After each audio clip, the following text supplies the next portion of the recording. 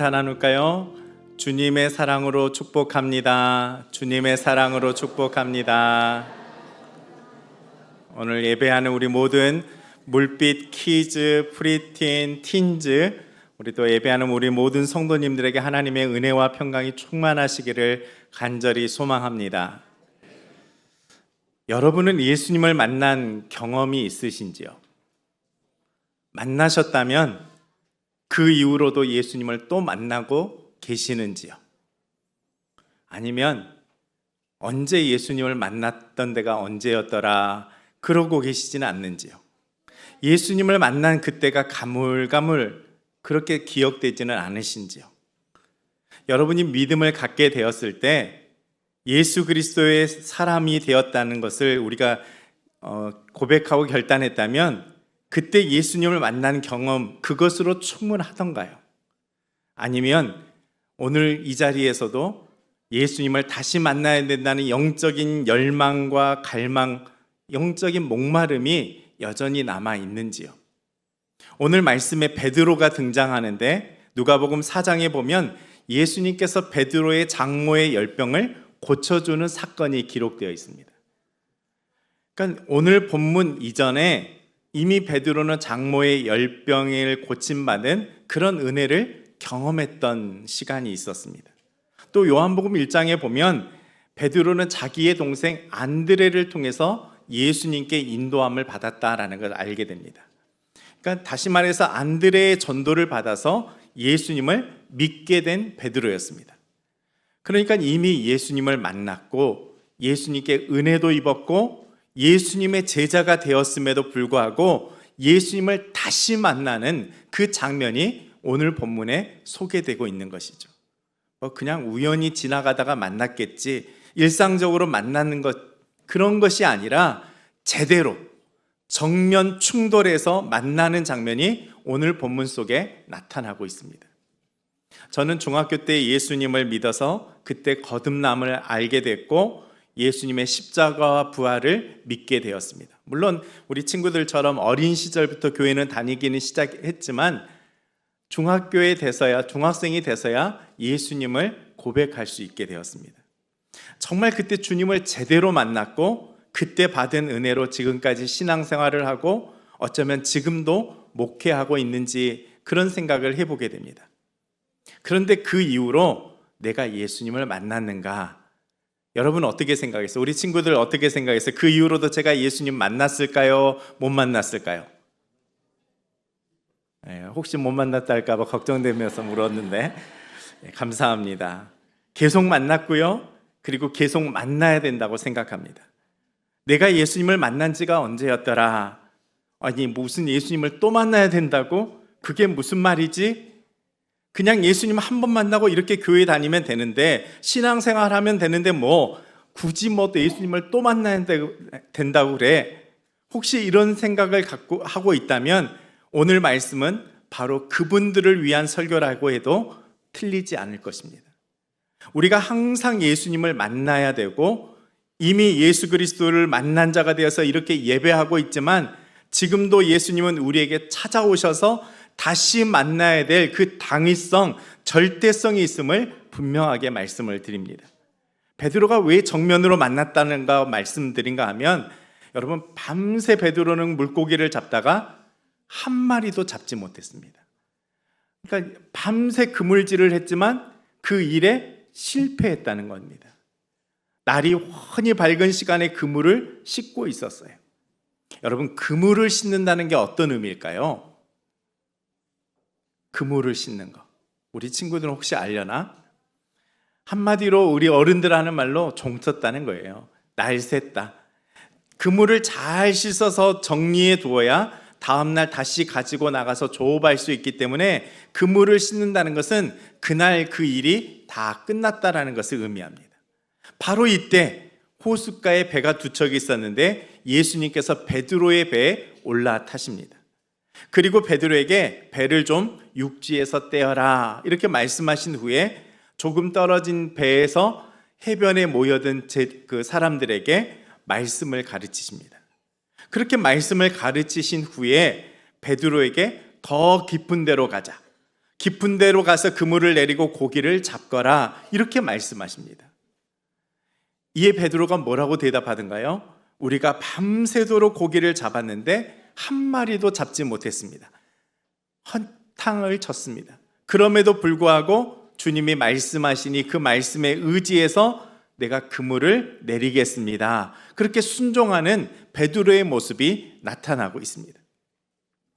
제가 오늘 말씀을 준비하면서 드는 생각은 오늘 본문이 너무 간결하게 그냥 심플하게 적혀 있다라는 생각이 들었습니다. 여러분, 이 누가복음의 저자가 누구입니까? 누가의 직업은 의사이기도 했지만 역사가입니다. 역사가라고 해서 모든 것을 다 연대기적으로 기록할 수는 없겠지만 그래도 이 부분만큼은 좀 더 세밀하게 기록해 줬으면 더 좋지 않았을까, 그런 아쉬운 마음이 듭니다.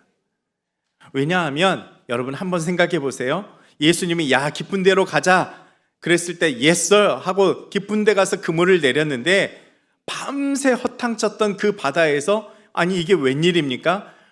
그물이 찢어질 만큼, 와 대박, 그물이 찢어질 만큼 고기를 잡은 거예요.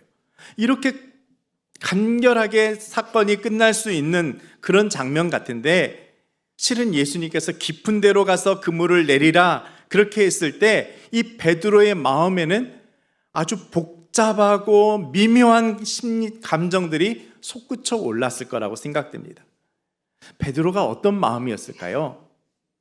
우리가 짐작해 볼 수 있는 것은 베드로는 이 갈릴리 바다에서 잔뼈가 굵은 전문 어부였습니다. 갈릴리 이 바닷길을 안다고 해도 과언이 아닐 것이고 고기를 어디 가면 더 많이 잡을지, 어느 때에 가면 더 많이 잡을 수 있을지 그것을 누구보다도 더 잘 아는 베드로였습니다. 고기는 아무래도 밤에 잡는 것이 더 잘 잡힐 것 같아요. 대낮에 잡는 것보다 밤이나 이른 새벽 캄캄할 때 잡는 것이 더 잘 잡을 수 있을 것 같은데 맞는지 몰라요. 물고기를 더 많이 잡을 수 있는 시간에 한 마리도 잡지 못하고 그냥 허탕을 치고 날이 밝아서 그물을 싣고 있었던 것입니다. 그런데 자기보다 더 갈릴리 바다를 잘 알고 고기를 잡은 경력도 훨씬 더 많은 사람이 깊은 데로 가서 그물을 내리세요 그러면 그래도 들어줄까 말까인데, 그야말로 아무리 스승이라 할지라도 목수였던 예수님이 전문 어부였던 베드로에게 하는 말이 깊은 데로 가서 그물을 내려라. 여러분이라면 어떻게 하겠습니까? 아, 예, 알겠습니다. 그렇게 하시겠습니까? 아니, 이 부분은 내가 제일 자신 있는 분야인데, 이 부분은 내가 둘째 가면 서러울 판인데, 나보다 더 탁월한 자가 아니라 목수 출신 예수님이, 그것도 이 대낮에, 환한 낮에 깊은 데 가서 그물을 내리라니 이거 도대체 뭐 하자는 건가? 속으로는 복잡 미묘한 감정들이 일어나지 않았을까요? 지금 베드로의 마음속에는 어젯밤 한 마리도 잡지 못했던 그 실패감이 있어요. 절망감이 있어요. 아, 이거 내가 진짜 잘한 줄 알았는데 이게 뭐야? 그런 마음이 있었는데 나보다 더 잘하는 분의 요구도 아니고 이 부분에 대해서 내가 더 탁월할 것 같은데 이런 명령을 받고 있는 베드로의 마음을 한번 헤아려 보십시오. 조금은 황당하지 않았겠습니까? 아니, 스승이라고 해도 아무리 예수님이라고 해도 이건 선을 넘는 일 아니야? 이거 도대체 뭐 하자는 거야? 아마 그런 마음이 일어났을 겁니다. 그 순간 미묘한 감정이 오고 갈 법한 그 시간에 누가는 너무나도 간결하게 그 사건을 기록하고 마는 것이죠. 여러분 성경 보세요. 잡은 것이 없지만 말씀에 의지해서 내가 그물을 내리리이다. 그렇게 훅 지나가 버립니다. 저는 이 글자와 글자 사이에 띄어쓰기가 되어 있는 그 사이에 어마어마한 생각들이 스쳐 지나갔을 거라고 짐작합니다. 어쩌면 5절 말씀에 보면 베드로가 예수님을 선생님 하고 부릅니다. 영어로는 마스터 이렇게 부르는데 선생님 하고 부르고 그 뒤에 한참 동안 말이 없었을 거라고 생각합니다. 부르기는 불렀지만 그 다음 말을 쉽게 잊지 못했을 거예요. 5절 말씀 보세요. 시몬이 대답하여 이르되 선생님, 그래서 제가 말줄임표를 넣습니다. 아마 틀림없이 저런 부호가 들어가야 이 상황에 맞지 않을까. 점점점. 우리들이 밤이 새도록 수고했지만 잡은 것이 없지만 말씀에 의지하여 내가 그물을 내리겠습니다.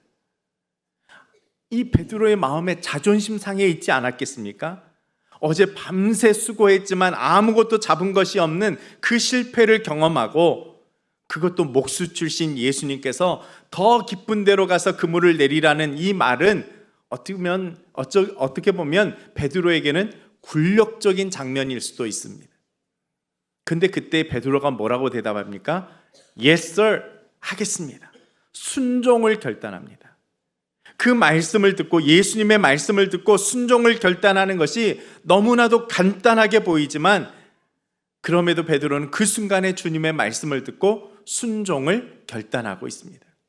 그리고 나서 만선의 기쁨을 누리게 되죠. 그물이 찢어질 정도로 고기를 잡게 되었다라고 성경은 기록합니다. 또 7절 말씀에 보면 다른 배에 있는 동무들에게 손짓하여 와서 도와달라 하니 그들이 와서 두 배의 채움에 잠기게 되었더라 기록합니다. 얼마나 많이 잡았으면 다른 동료들에게 와서 도와달라고 청했을 때 두 배가 물에 잠길 만큼 가득 물고기를 잡게 되었다라고 이야기합니다. 그런데 여러분, 앞에서 이야기했던 것처럼 베드로는 어제 허탕을 치고 그물을 씻고 있었던 마당에 밤에도 못 잡는 물고기를 낮에 가서, 더군다나 문외 아닌 목수 출신 예수님이 가서 잡으라 해서 믿져야 본전이지 그런 마음으로 그물을 내렸다면, 만약 많은 분들이 이 본문을 베드로가 그런 마음으로 나갔을 것이다 생각하는데, 이건 결코 그런 뜻이 아닙니다. 믿져야 본전이다 그런 마음으로 나갔더라면 잡았을 때, 고기를 찢어질 정도로 많이 잡았을 때 와 이게 웬 떡이냐 그러면서 덩실덩실 춤을 춘다든지, 예수님을 달려가서 끌어안고 다른 어부들과 같이 모여서 행가래를 쳐드린다든지, 아마 이런 장면이 나와야 마땅합니다. 그런데 의외의 장면이 나타나죠. 베드로는 배가 가라앉을 정도로 고기를 잡게 되었는데 예수님 앞에 무릎을 꿇습니다. 그리고 이런 말을 합니다. 나를 떠나소서, 나는 죄인으로소이다. 우리가 생각했던 정반대의 말과 행동이 나타나고 있는 거예요. 이것이 예수님을 제대로 만난 자들의 모습이라는 것입니다. 여러분 잘 보세요. 이전까지 만난 주님과 전혀 다른 차원의 만남이 오늘 성경에 나타나고 있습니다. 예수님을 인격적으로 구주가 되신 예수님을 만난 이들의 아주 보편적인 모습이기도 합니다. 여러분, 구약에 나타난 이사야 선지자가 하나님을 만나게 됐습니다. 선지자였으니까 이미 만났다고 할 수 있겠지만, 성전에 있을 때 수룹들이, 천사들이 6날개로 날개짓하면서 하나님을 찬양하는 그 모습 속에서 하나님을 만나게 되죠. 하나님의 임재를 경험합니다. 하나님을 제대로 만나게 된 것이죠. 그 장면이 이사야 6장에 나오는데 어떻게 반응하는지 6장 5절 봅시다. 그때에 내가 말하되 화로다 나여 망하게 되었도다. 나는 입술이 부정한 사람이요 나는 입술이 부정한 백성 중에 거주하면서 만군의 여호와이신 왕을 배웠음이로다 라고 고백하고 있습니다. 하나님을 만나게 되었는데 망하게 되었도다 이렇게 고백하고 있다는 거예요. 여러분, 이 모습이 이사야 선지자의 모습이나 베드로의 모습이나 비슷해 보이지 않습니까? 존경할 선생님 정도로 생각했는데 갈릴리 바다에서 실패를 경험하고 다시 만난 예수님은 그냥 스승이 아니라 하나님이심을 깨닫게 된 것입니다. 나를 구원해 주실 구주 되심을 그제서야 알게 되었다는 것입니다. 그랬더니 예수님 앞에 무릎을 꿇고 나를 떠나소서 나는 죄인이로소이다 그렇게 고백하고 있는 것이죠. 여러분, 떠나소서라는 이 말도 내가 싫어서 떠나라는 것이 아니라 당신과 같은 존귀하신 거룩하신 하나님 앞에 내가 감히 어떻게 있을 수 있겠습니까? 하나님의 임재 앞에 나 같은 사람이 함께 있을 수 없는, 그럴 수조차 없는 그런 몸입니다. 이런 고백이죠. 그러니 나를 떠나소서 나는 죄인입니다.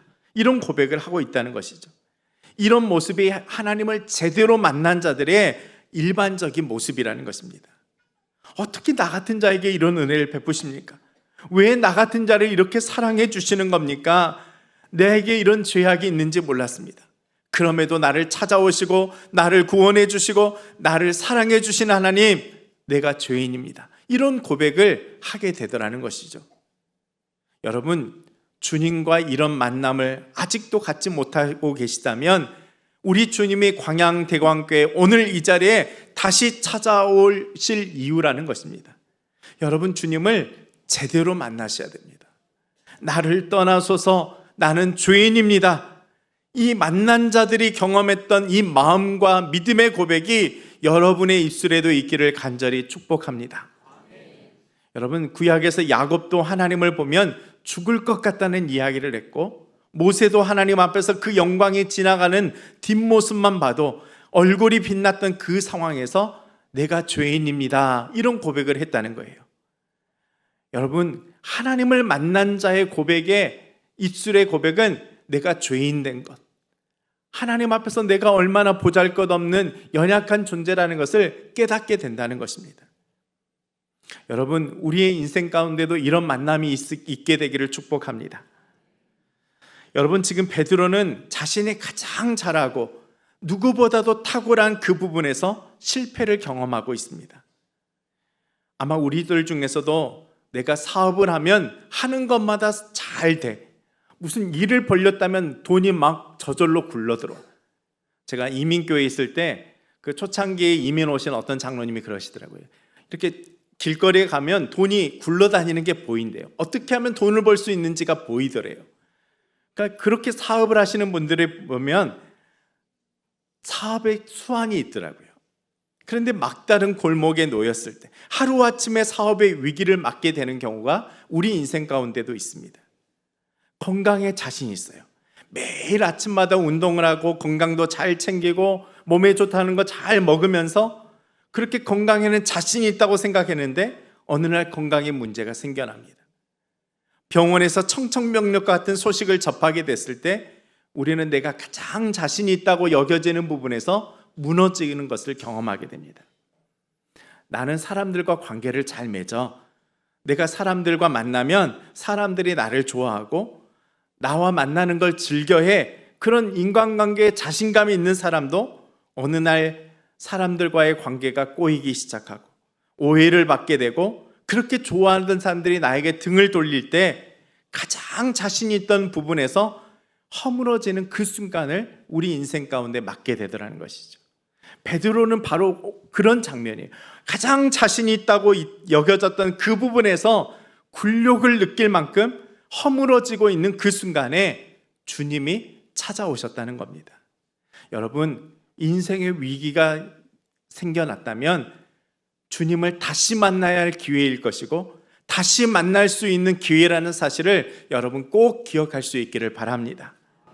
여러분의 삶 속에서 어떤 부분이 무너지고 어떤 부분이 실패를 주고 있으며 어떤 부분이 좌절을 겪게 되는지 모르지만 내가 가장 신뢰했던 부분들이 허물어지기 시작할 때 그게 끝이 아니라 다시 찾아오시는 주님을 만날 수 있는 기회라는 사실을 꼭 기억할 수 있기를 바랍니다. 여러분, 주님을 제대로 만나셔야 돼요. 주님은 오늘도 우리에게 찾아오셔서 아무개야, 김집사야, 깊은 데로 가자 초청하시는 것을 여러분 들으셔야 됩니다. 자, 여러분 오늘 말씀해 보세요. 배가 두 척이 있었어요. 주님은 정확히 베드로가 탄 배에 오르셨습니다. 그리고 베드로와 전혀 상관없이 배를 육지에 떼게 하신 후에 해변가에 모인 무리들을 가르치십니다. 그래서 베드로는 나하고 별로 상관없는 줄 알았습니다. 그런데 그걸 끝내고 나시더니 베드로를 향해서 말씀하시죠. 더 깊은 데로 가자. 너하고 나하고 더 깊은 데로 가자. 그렇게 말씀하십니다. 저는 이 부분에서 전율이 일어납니다. 주님이 우리를 만나 주시는데 따로 만나 주시더라는 거예요. 그냥 무리 중에서 한 사람으로 도매금으로 만나 주시는 것이 아니라 따로 깊은 데로 가서 가장 잘하는 부분이 무너졌던 그 자리에서 다시 우리를 일으켜 세워 주신다는 것을 보게 됩니다. 여러분에게는 그런 부분이 없습니까? 실패하고 외롭고 절망적인 그 순간에 주님이 찾아오셔서 깊은 데로 가자, 그렇게 초대하시는 그런 음성이 여러분의 인생 가운데도 있었을 겁니다. 주님은 찾아오셔서 너 왜 맨날 찰랑거리는 얕은 물가에서 그렇게 신앙생활하고 있다가 조금만 좋은 일이 있으면 펄펄 날뛰다가도 조금만 마음대로 안 되면 금세 원망하고 절망하고 불평하는, 왜 찰랑거리는 얕은 물가에서 물고기나 잡고 있는 그런 신앙생활 하느냐? 좀 깊은 데로 가자, 신앙의 믿음의 깊은 자리로 좀 들어가자, 그렇게 초청하시는 주님의 음성을 들을 수 있기를 바랍니다. 베드로가 주님을 제대로 만난 후에 무서워 벌벌 떨면서 나를 떠나소서 그렇게 말할 때 주님이 이렇게 말씀하시죠. 10절 말씀 보십시오. 예수께서 시몬에게 이르시되 무서워하지 말라, 이제 후로는 내가 사람을 취하라 라고 말씀하십니다. 여러분, 주님 앞에서 나는 죄인입니다, 나를 떠나소서 이렇게 회개하는 당신의 자녀들을 그냥 내버려 두지 않으십니다. 그냥 주님이 나 몰라라 하지 않습니다. 반드시 주님은 찾아오셔서 위로해 주십니다. 두려워하지 말라라고 말씀하시면서 우리를 다시 일으켜 세워주십니다. 여러분의 인생을 가만히 되돌아보십시오. 이런 주님의 손길이 있지 않았던가요? 여러분이 낭망하고 지치고 쓰러져 있을 때 다시 찾아오셔서 일으켜 세우시고 격려하시고 위로해 주시는 주님의 손길이 분명히 있었을 것입니다. 저는 골백 번 주님이 그렇게 하신 것 같아요. 너무너무 많아서 골백 번이라고 표현할 수밖에 없지만 그냥 나를 떠나소서, 나 같은 자에게 무슨 소망이 있다고 자꾸 일으켜 세우십니까? 그렇게 마음 먹을 때마다 두려워하지 말라, 무서워하지 말라고 하면서 다시 힘을 주시는 우리 주님을 만나게 됩니다. 저는 이런 주님이 너무너무 좋습니다. 베드로를 위로하시더니 주님이 이렇게 말씀하시죠. 이제 후로는 내가 사람을 취하리라 라고 말씀하시죠. 한편으로는 이런 생각이 듭니다. 이 전문 어부였던 어부가, 베드로가 물고기 잡는 일에 실패했습니다. 어쩌면 이 실패는 하나님께서 주신, 다루어 가시는 실패라는 생각이 확 듭니다. 여러분, 잘 나가던 일이 막혔어요. 술술 풀리던 일이 갑자기 꼬이기 시작합니다. 어쩌면 하나님께서 다루고 계시는 일일지도 모릅니다. 하나님께서 막아놓으신지도 모릅니다. 왜냐하면 이 전문 어부였던 베드로가 밤에, 그것도 자기가 잘 알 수 있는 자리에서 실패하지 않았습니까? 실패하고 돌아오는 베드로에게 주님이 뭐라고 말씀하냐면, 물고기 잡는 일에 실패했느냐? 사람을 잡으라. 사람 잡으라니까 좀 이상하죠? 영어 성경에 보면 캐치맨이라고 표현되어 있습니다. 사람을 취하라. 우리가 자신 있는 일에 실패하고 자신 있던 부분에서 무너질 때 하나님께서 그 일을 만지고 계시다는 것을 여러분 꼭 염두에 두시길 바랍니다.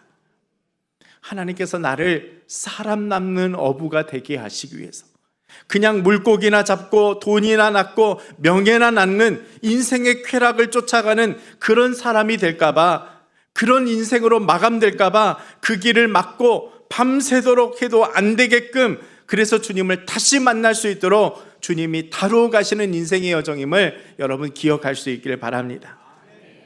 그리고 나서 주님은 진정한 사명, 사람을 취하는 베드로의 사명을 말씀하고 있습니다. 하나님께서 내게 주신 그 일터, 단순히 월급을 받기 위한 생계수단이 아니라 하나님께서 부르셔서 나에게 그곳에서 하나님의 사람으로 살아갈 수 있도록 사명으로 맡긴 자리라는 것입니다. 여러분의 일터가 사명지입니다.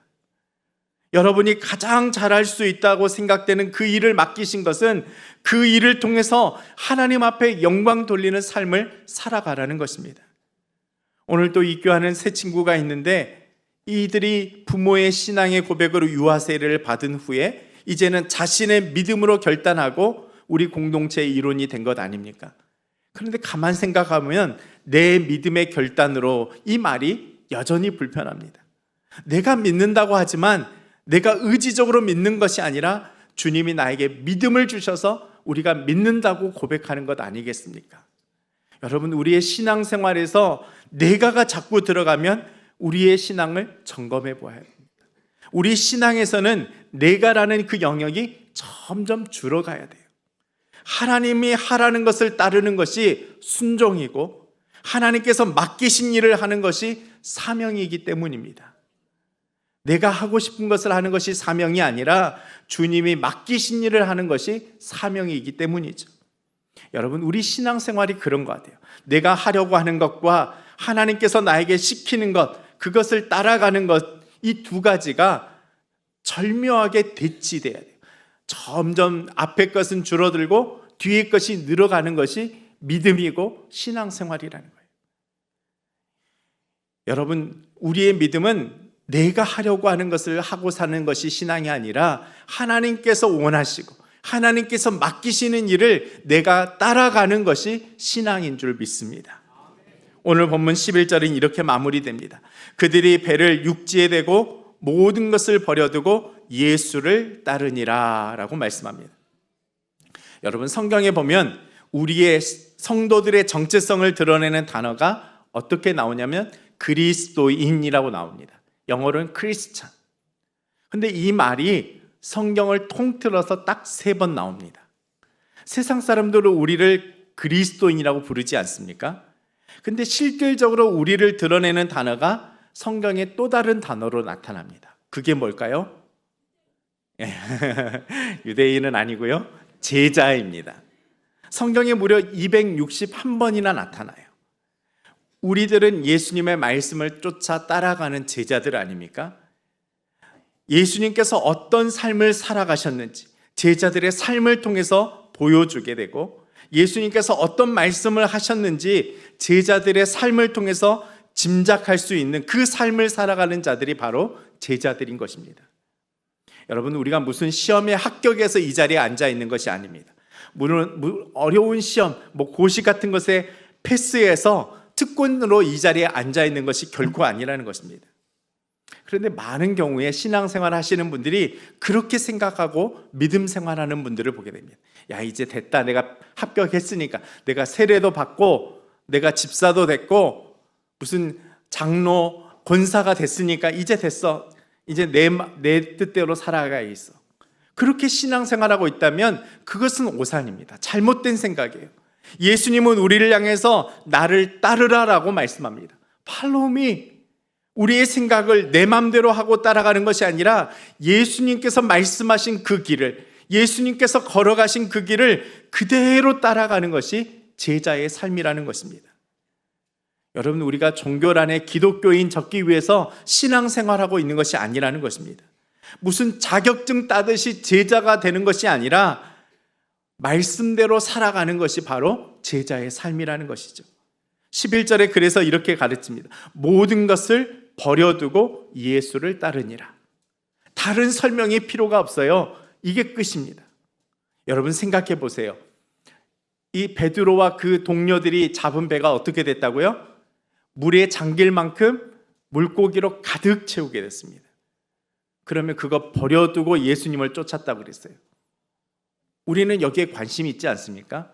아니, 도대체 그 귀한 것들, 그거 팔아서 그들을 재산을 만들면 얼마일 텐데, 근데 그것을 버려두고 예수를 따르니라. 너무도 허망하게 그게 끝입니다. 예수님께서 천국을 비유로 말씀하실 때 밭에 감추인 보화 이야기를 하십니다. 밭에 감추인 보화를 찾은 사람이 자기의 집도 팔았어요. 자신의 모든 것을 팔아서 그 밭을 샀다라고 성경은 말씀합니다. 왜 그럴까요? 찾은 보화의 가치를 알았으니까. 다른 사람이 볼 때는 미친 짓 같아요. 그러나 그 사람은 정확하게 계산하고 있는 거죠. 자기의 집도 팔고 소유의 전부를 팔아서 밭을 사는 것이 어리석어 보여도 그것이 세상에서 비교할 수 없는 가치라는 것을, 가치 있는 것이라는 것을 알았기 때문에 소유를 팔게 된 것입니다. 여러분, 오늘 본문에 베드로와 그의 동료들이 모든 것을 버렸다고 그랬어요. 아무 갈등 없이, 고민 없이 그것을 버려두고 예수님을 따를 수 있었을까요? 왜 갈등이 없었겠어요? 왜 고민이 없었겠습니까? 그럼에도 불구하고 예수님을 따라가는 그 가치가 버려두고 가는 것과 비교할 수 없기 때문입니다. 사도 바울은 예수님을 아는 지식이 가장 고상하다고 고백하고 있습니다. 빌립보서 3장 8절에 보면 모든 것을 해로 여김은 내 주 그리스도 예수를 아는 지식이 가장 고상하기 때문이라. 내가 그를 위하여 모든 것을 잃어버리고 배설물로 여김은 그리스도를 얻게 된 바다라고 고백하고 있습니다. 여러분, 바울의 삶을 생각해 보십시오. 그가 쌓은 업적이 얼마나 많습니까? 학식은 얼마나 귀합니까? 사람들이 부러워할 만큼 가문의 경력도 있었습니다. 그런데 그 모든 것이 예수 그리스도를 아는 지식과 비교할 수 없어서 그것마저도 배설물로 여기다고 고백하는 이 사도 바울의 고백과 베드로의 고백은 일맥상통하고 있다는 것입니다. 그래서 오늘 본문의 누가는 모든 것을 버려두고 예수를 따르니라, 이렇게 간결하게 적을 수 있었다는 것입니다. 여러분은 어떤 삶을 살아가고 있습니까? 아직도 얕은 물가에서 배를 붙들고 그물을 놓지 못하고 주님은 저만큼 가고 계시는데 갈까 말까 망설이고 있지는 않습니까? 여러분, 우리가 버려두고 주님을 따라가야 될 그 배와 그물은 과연 무엇이겠습니까? 어떤 분은 세상에 대한 명예일 수도 있고 재물일 수도 있고 아직도 놓지 못하는 그 무엇인가가 여러분의 붙들고 있는 그것 아니겠습니까? 여러분, 미련 없이 끊어버리십시오. 아까운 것이 아니라는 것입니다. 왜 그것을 붙들고 계십니까? 주님을 따라가는 제자들의 삶이 될 수 있기를 주님의 이름으로 축원합니다. 깊은 데로 가자 우리를 초청해서 부르시는 그 주님의 말씀에 yes 하고 대답하고 주님을 따라 나서는 믿음의 제자들 다 될 수 있기를 주님의 이름으로 축복합니다. 여러분, 실패의 자리에서 베드로는 주님을 다시 만났습니다. 어쩌면 우리의 모습도 지금 그러지 않을까요? 위기의 자리, 낙심의 자리, 염려의 자리. 그런데 우리 주님은 우리를 부르십니다. 깊은 데로 가자. 나를 다시 만나자. 오늘 우리를 초청하고 계세요. 실패로 끝나는 인생이 아니라 주님을 만남으로 다시 일어서게 되는 그런 믿음의 자리를 회복할 수 있기를 바랍니다. 주님, 오늘 우리에게 말씀으로 찾아와 주시니 감사합니다. 가장 자신 있던 부분들이 무너져 내릴 때, 그때가 바로 주님을 다시 만나는 기회임을 기억하게 하여 주옵소서. 나를 만나 주시고자 나를 향하신 하나님의 계획이 있음을 기억하며 때로는 꺾이고 무너지는 그 시간에도 믿음으로 설 수 있도록 도와주옵소서. 주님, 오늘 말씀으로 우리가 다시 일어서겠습니다. 더 귀하고 가치 있는 것으로 우리의 삶을 가득 채우실 주님을 바라보겠습니다. 이제 베드로처럼 주님을 다시 만남으로 구경꾼이 아니라 제자의 삶을 살아갈 수 있도록 인도하여 주옵소서. 깊은 곳에 가서 그물을 내리라 말씀하실 때도 내 지식, 내 경험, 고집 다 내려놓게 하시고 주님의 말씀에 온전히 순종할 수 있도록 인도하여 주옵소서. 오직 말씀만 따라가는 믿음의 삶이 될 수 있도록 도와주옵소서. 예수님의 이름으로 기도드립니다. 아멘.